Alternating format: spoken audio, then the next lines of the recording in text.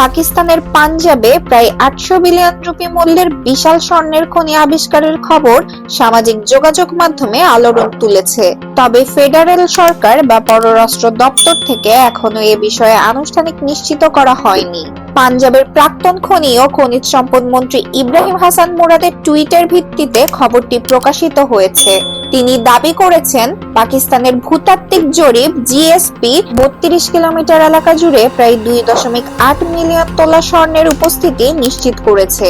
মুরাদ বলেন, এই আবিষ্কার পাঞ্জাবের খনিজ সম্পদের সম্ভাবনা তুলে ধরেছে এবং এটি অঞ্চলের অর্থনীতিতে বড় ভূমিকা রাখতে পারে। বর্তমান মন্ত্রী সর্দার শের আলী গোরচানিও স্বর্ণের উপস্থিতি নিশ্চিত করেছেন। তিনি জানান, সরকার মজুদের সঠিক পরিমাণ নির্ধারণে কাজ চালিয়ে যাচ্ছে এবং নেসপ্যাকের মতো সংস্থাগুলিকে সম্পৃক্ত করার পরিকল্পনা করেছে। খনিগুলোতে নিরাপত্তা বাড়ানো হয়েছে এবং 1 মাসের মধ্যে আন্তর্জাতিক